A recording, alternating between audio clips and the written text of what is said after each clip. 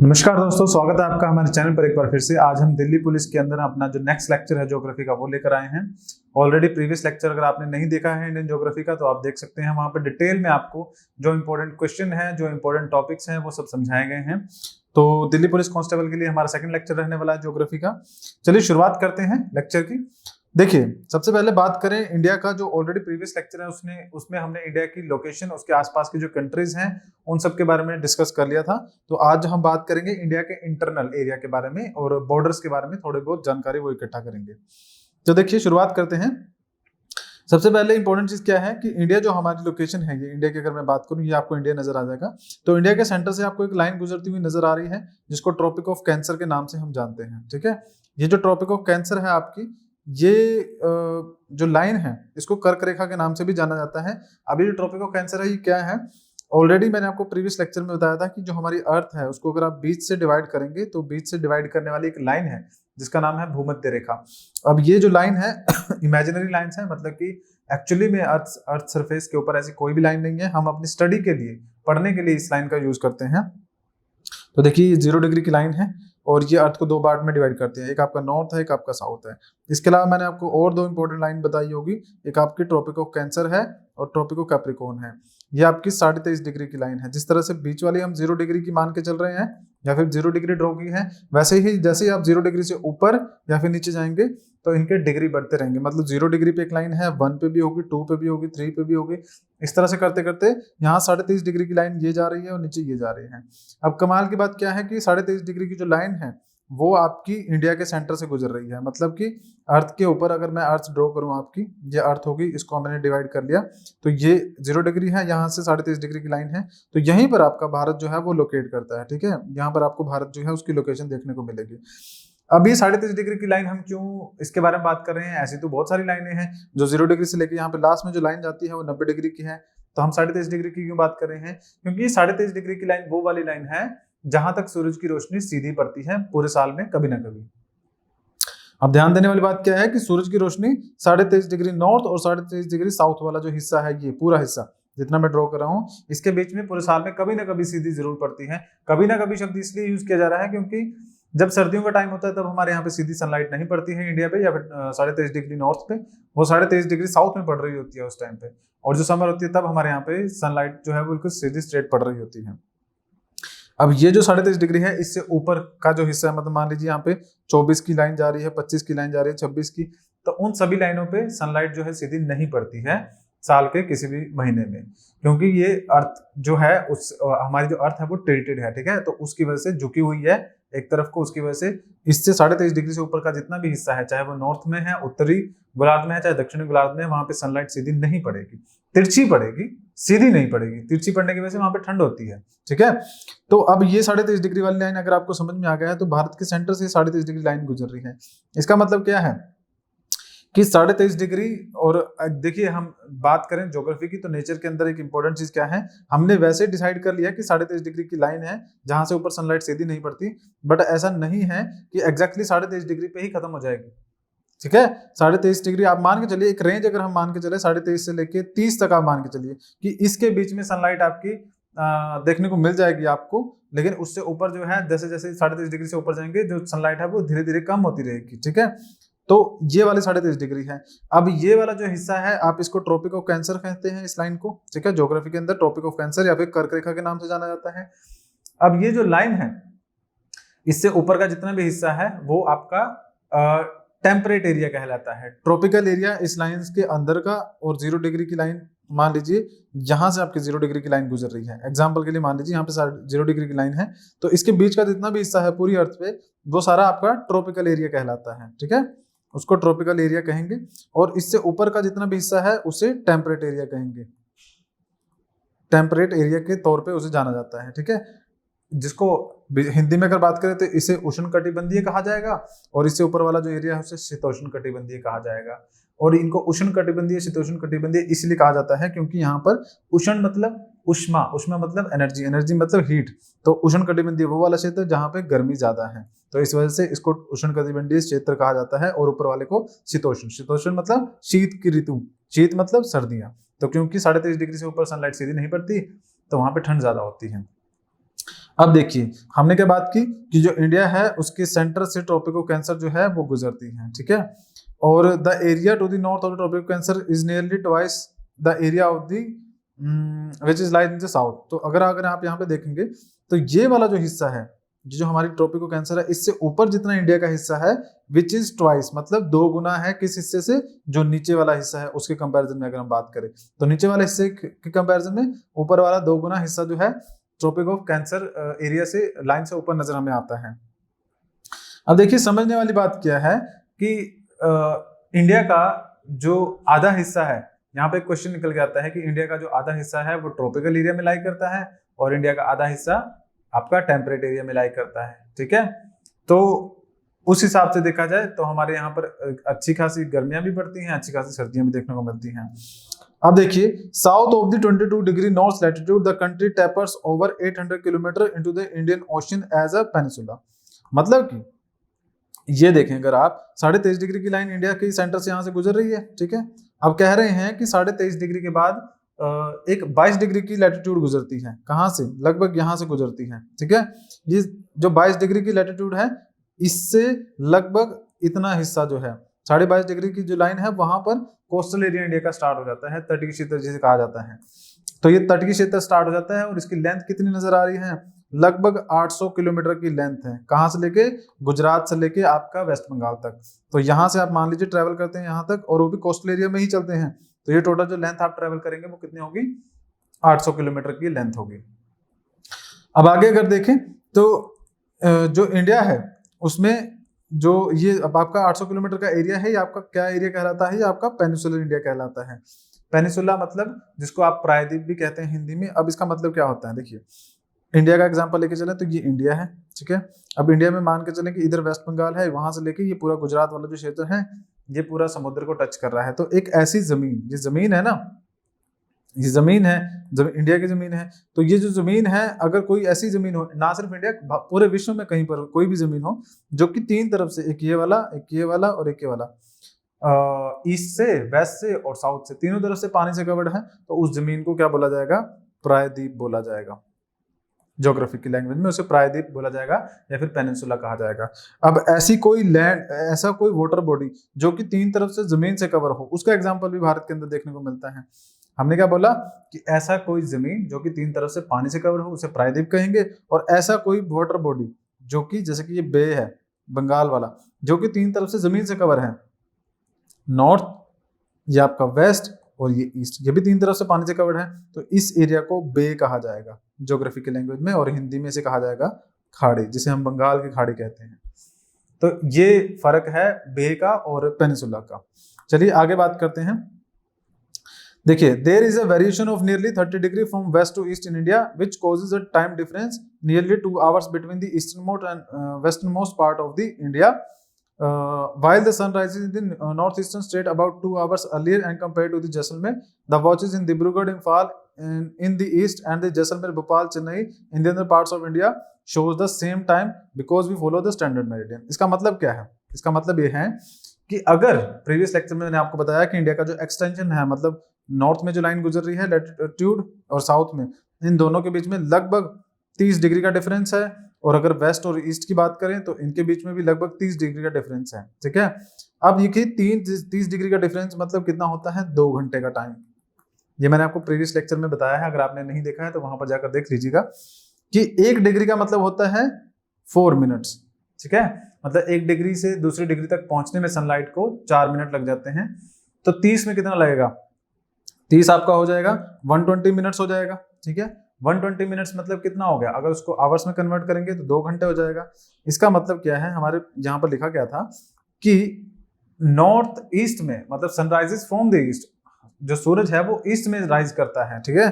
तो मतलब कि यहाँ पर जो मणिपुर वाला, इम्फाल वाला या फिर अरुणाचल प्रदेश वाला हिस्सा है, मान लीजिए यहाँ पे सुबह जो है वो सनलाइट आई, ठीक है, सनराइज हुआ। अब ये जो सनराइज है ये सुबह हो जाएगा, और सनराइज जब होता है तो हम क्या कहते हैं, मान लीजिए नॉर्मली हम मान के चलते हैं कि हम जो सनराइज होता है वो 5 बजे होता है, ठीक है। 5 बजे का टाइम लगा के चलते हैं कि 5 बजे सुबह हुई, उस टाइम पे सूरज निकला तो हमने कह दिया कि हाँ भाई सनराइज हो गया, ओके। अब देखिए यहाँ पे जो लाइन है, यहाँ पे मणिपुर इंफाल लाई करता है, इस लाइन पे टच कर रहा है, तो यहाँ पे सनराइज हुआ। अब अर्थ घूमेगी और जो सूरज की रोशनी है वो धीरे धीरे करके क्या होगी, यहाँ से आगे बढ़ना स्टार्ट करेगी। तो जैसे जैसे वो आगे बढ़ेगी और यहाँ पर जब यहाँ पे सूरज की रोशनी पहुंचेगी जैसलमेर वाले हिस्से में राजस्थान के, तो वहां पर सनराइज होगा। ठीक है, सनराइज तभी होगा सूरज की रोशनी पहुंचेगी। अब यहाँ से लेके यहाँ तक पहुंचने में जो टाइम लग गया, अर्थ घूमी और जो टाइम बीत गया वो कितना होगा, लगभग 2 घंटे। क्योंकि हमने क्या कहा कि अगर 30 डिग्री लैटिट्यूड कवर करे सनलाइट, मतलब धीरे धीरे करके आगे की तरफ को बढ़े, तो 60 जो है 120 मिनट्स लग जाएंगे, और 120 मिनट्स का मतलब 2 घंटे। तो यहाँ पर जब जैसलमेर में सनराइज होगा तो लगभग 2 घंटे बीत चुके होंगे। इसका मतलब क्या कि मणिपुर में तो 5 बजे सनराइज हो गया, ठीक है। अब यहाँ पर सनराइज हो गया तो इन्होंने कहा कि हमारे यहाँ पे भी 5 बजे सनराइज हो गया। अब जैसलमेर में जब सनलाइट आई तो वहां पे सनराइज होगा, तो क्या ये कहेंगे कि भाई हमारे यहाँ पे 5 बजे सनराइज हो गया?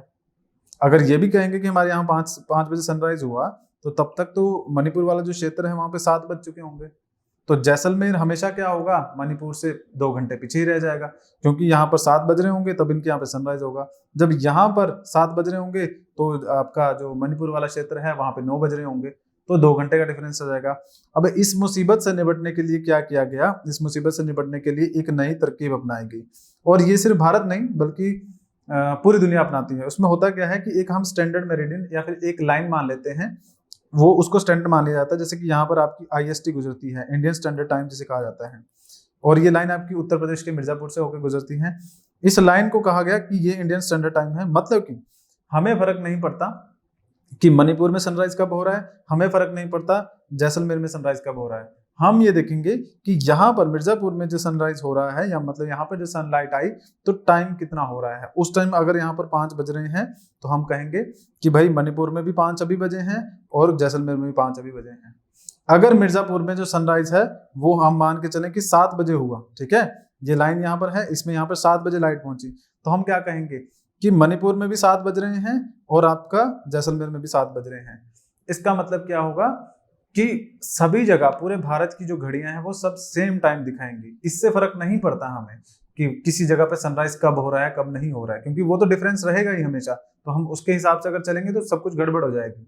लेकिन हमने क्या कहा कि ये इंडियन स्टैंडर्ड टाइम है, यहाँ पर हमने एक लाइन खींच दी, हमने कहा कि जब यहाँ पे सनराइज होगा तो उस टाइम पे अगर मान लीजिए 7 बज रहे हैं, 5 बज रहे हैं, 6 बज रहे हैं, चाहे 4 बज रहे हैं, किसी भी टाइम पे सनराइज हो रहा है, ठीक है, तो वही time all over India follow करेगा। तो ये आपकी इंडियन स्टैंडर्ड टाइम जो लाइन यहाँ पे हमें देखने को मिलती है, तो ये आपको समझ में आ गया।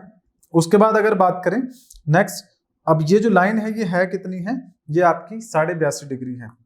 ये भी आपकी लॉन्गिट्यूड है, जिस तरह से हमने इंडिया के एक्सटेंशन में पढ़ा था कि 68 डिग्री से 97 डिग्री, इस तरह से हमने बात की थी कि यहाँ पे 68 डिग्री वाली लाइन है वेस्ट में और यहाँ पे 97 डिग्री वाली, तो उसके बीच में यहाँ पर ये 82.5 डिग्री वाली लाइन है जिसको हमने अपना स्टैंडर्ड टाइम मान के चला है, ठीक है। क्योंकि हमने इसको ही क्यों चूज किया, वो इसलिए क्योंकि सेंटर ऑफ द इंडिया पड़ती है ना, हम ज्यादा मणिपुर के नजदीक जाते तो भी गलत हो जाता, ज्यादा गुजरात के नजदीक जाते तो भी गलत हो जाता। हमने इंडिया के सेंटर में चूज कर लिया कि चलो इस लाइन को मान लेते हैं, अब इसी के अकॉर्डिंगली जो टाइम होगा हम डिसाइड करेंगे, ठीक है। अब अगर बात करें ये आपकी जो लाइन है, ये वाली जो लाइन है इसका जो टाइम है वो ग्रीनविच मेरिडियन से कितना आगे पीछे है, ये सवाल कई बार पूछा जाता है। अब ग्रीनविच मेरिडियन क्या है, देखिए जिस तरह से हमने भारत के अंदर एक रेफरेंस लाइन चूज कर ली कि भाई भारत है उसकी सेंटर में एक रेफरेंस लाइन है, उस तरह से हमने अर्थ के सेंटर में भी एक लाइन चूज की है। उस रेफरेंस लाइन का मतलब क्या है कि ऑल ओवर दी वर्ल्ड की कंट्रीज उस लाइन के अकॉर्डिंगली ही अपना टाइम सेट करेंगे, ठीक है। तो हमने क्या किया कि लाइन चूज कर ली और इसको नाम दिया GMT, ग्रीनविच मीन टाइम, ठीक है। इसको 0 डिग्री कहा जाता है, वर्ल्ड के अकॉर्डिंगली है, ये इंडिया वाला नहीं है, ठीक है, GMT कहा जाता है। अब ये गुजरती है इंग्लैंड के पास से, इंग्लैंड में ग्रीनविच है वहां से गुजरती है, और इस लाइन के इस तरफ यहाँ पर इंडिया नजर आएगा, ठीक है, यहाँ पर इंडिया लाई करता है। तो इंडिया की यहाँ पर जो है 82 डिग्री वाली लाइन है, 82 डिग्री एंड हाफ जो हम अभी बात कर रहे थे। तो इन दोनों के बीच में कितने डिफरेंस है, इन दोनों के बीच में कितने घंटों का डिफरेंस है, वो हमारा मुद्दा था, क्योंकि ये सवाल कई बार एग्जाम में पूछ लिया जाता है।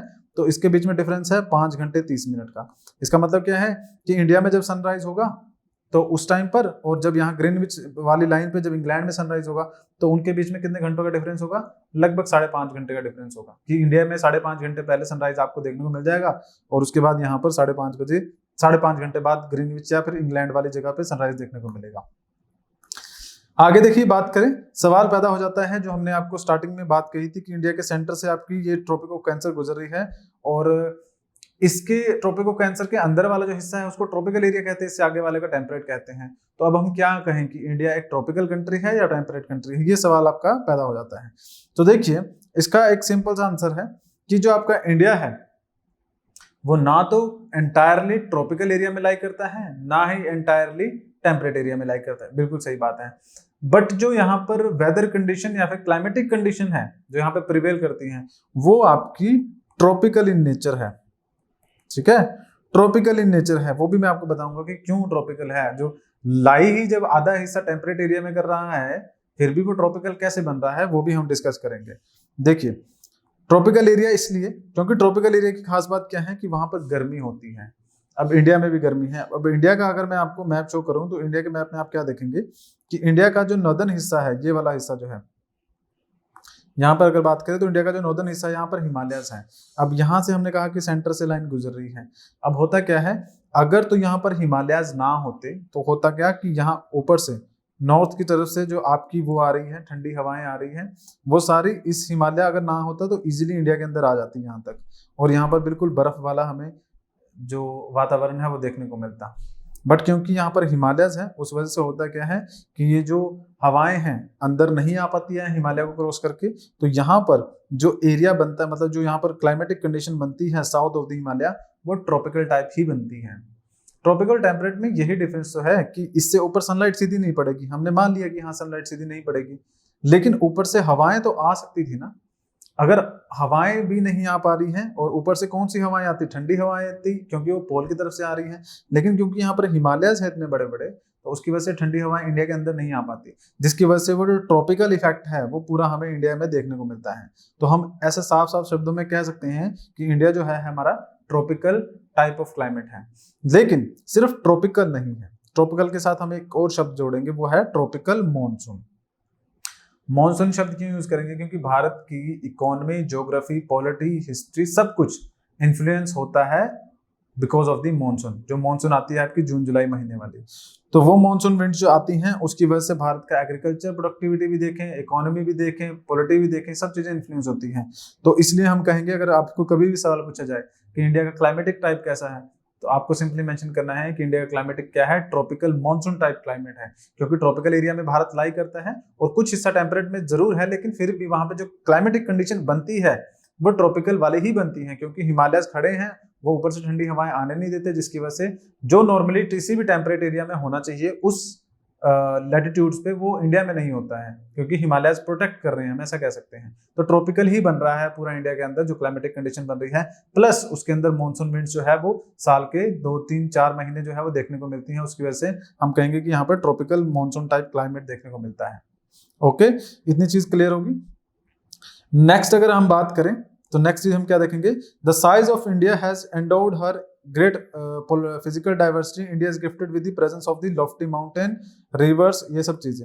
देखिए, भारत की अगर हम बात करें तो भारत यहाँ पर आपको नजर आ रहा है, ये वाला हिस्सा भारत का नजर आ रहा है। ठीक है, अब भारत की खास बात क्या है कि भारत के अंदर माउंटेन भी नजर आते हैं, और भारत की खास बात एक ये भी है कि भारत में जो जो फिजियोग्राफिकल डिविजन्स नजर आती हैं, जैसे कि पहाड़ है, नदियां हैं, उसके बाद मैदान है, रेगिस्तान है, ये इजीली किसी भी कंट्री में नजर आ जाए, ये सब चीजें एक ही कंट्री में नजर आए, ऐसा बहुत ही मुश्किल होता है। ठीक है, तो इसलिए इंडिया की अगर मैं बात करूं तो इंडिया अपने आप में एक खास गिफ्टेड डाइवर्सिटी है, जैसे कि यहाँ पे लिखा गया गिफ्टेड डाइवर्सिटी है, क्योंकि यहाँ पर पहाड़ भी हैं, यहाँ पर आपके मैदान भी है, रेगिस्तान भी है, कोस्टल एरिया भी है, सब कुछ नजर आता है।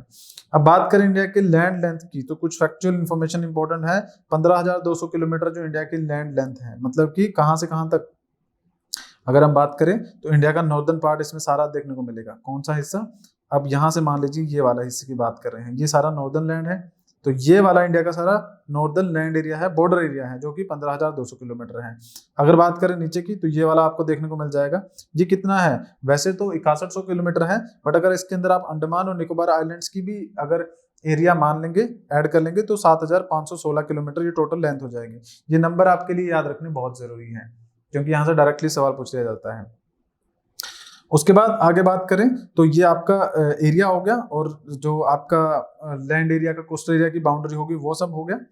उससे आगे अगर बात करें, इंडिया के अंदर आपको जैसे कि मैंने बताया माउंटेन्स देखने को मिलेंगे, तो यहाँ पर आपका हिंदू कुश, सुलेमान रेंजेस और पूर्वांचल रेंजेस ये सब देखने को मिलेगी। कहाँ पर है, देखिए यहाँ से लेकर हम यहाँ तक जाएंगे तो यहाँ पर आपको कई माउंटेन रेंजेस देखने को मिलेगी, धौलाधार, पीर पंजाल, जास्कर ये हो गया, और यहाँ पर पूर्वांचल की रेंजेस, पूर्वांचल बेनली हम उनको कहते हैं जो नॉर्थ ईस्टर्न वाला हिस्सा है, वहां पर जितने भी पहाड़ है उनको पूर्वांचल के नाम से जाना जाता है। अब कंट्रीज की अगर बात करें तो इंडिया को कौन कौन सी कंट्रीज टच करती हैं, पाकिस्तान, नेपाल, भूटान, बांग्लादेश एंड इंडिया। कहाँ कहाँ पर ये कंट्रीज आपको नजर आएगी, देखिए इंडिया के कंटेक्स्ट में अगर बात करें, इधर आपका पाकिस्तान है, यहाँ पर थोड़ा सा अफगानिस्तान टच करता है, उसके बाद आपका चाइना हो जाएगा, यहाँ पे नेपाल है, ये भूटान है, यहाँ पर आपका म्यांमार है, और ये नीचे बांग्लादेश है। तो ये कंट्रीज है जो भारत को टच करती हैं बॉर्डर एरिया से। एक और हमारी कंट्री है जिसका नाम है श्रीलंका, बट वो बॉर्डर एरिया टच नहीं करती, वो आपका थोड़ा सा दूर नजर आएगी आपको। कहाँ, ये इंडिया है, इसके नीचे यहाँ पे श्रीलंका नजर आता है। लैंड एरिया से कनेक्टेड नहीं है, मतलब जमीनी तौर पे जुड़ी हुई नहीं है, लेकिन हाँ हमारी नेबरिंग कंट्रीज जरूर नजर आती हैं। इंडिया के एक साइड में आपको यहाँ पर अरेबियन सी नजर आ जाएगा, जिसको अरब सागर के नाम से भी जाना जाता है, और इधर आपका बे ऑफ बंगाल, जिसे बंगाल की खाड़ी के नाम से भी जाना जाता है। तो इंडिया के ईस्ट, वेस्ट में और ईस्ट में ये दो चीजें आपको नजर आ जाएगी। नीचे की तरफ आपको जो श्रीलंका है वो नजर आ जाएगा। श्रीलंका और इंडिया की अगर मैं बात करूं तो आपको ड्रॉ करके दिखाता हूँ। श्रीलंका यहाँ पर है, इस तरह से श्रीलंका नजर आता है। तो इंडिया और श्रीलंका के बीच में ना एक पानी की बॉडी है, मतलब कि दो जमीन वाले क्षेत्र है, एक इंडिया है, एक श्रीलंका है, इन दोनों के बीच में पानी गुजर रहा है, और उसको ज्योग्राफिकल टर्म में जो नाम दिया जाता है उसे बोला जाता है स्ट्रेट। ठीक है, तो ये जो इंडिया, कई बार सवाल पूछा जाता है कि इंडिया और श्रीलंका को अलग करने वाली जो स्ट्रेट है उसका नाम क्या है, उसका नाम है पाल्क स्ट्रेट। ठीक है, पाल्क स्ट्रेट क्या करती है, इंडिया और श्रीलंका को अलग करने का काम करती है। गल्फ ऑफ मन्नार, गल्फ भी आपको वहीं पर देखने को मिलेगी। अगर सवाल पूछ लिया जाए कि कौन सी गल्फ लाई करती है इंडिया और श्रीलंका के बीच में, तो वो भी आपका आंसर यही होगा, गल्फ ऑफ मन्नार जो है वो इंडिया और श्रीलंका के बीच में नजर आती है। तो ये कुछ आपके इंपॉर्टेंट क्वेश्चन थे जो जहां पर आपको एग्जाम में पूछे जा सकते हैं। तो आज के लेक्चर में फिलहाल इतना ही है, मेरे ख्याल से चीजें समझ में आ गई होगी आपको। अगर किसी भी तरह का कोई डाउट होता है, कोई सजेशन है, तो आप कमेंट बॉक्स में जरूर बता सकते हैं। और अगर आप चैनल पर नए हैं तो चैनल को सब्सक्राइब कीजिएगा, क्योंकि हम हर रोज आपके लिए दिल्ली पुलिस से संबंधित जो लेक्चर है वो लेकर आएंगे। तो आज के लेक्चर में फिलहाल इतना ही है, धन्यवाद।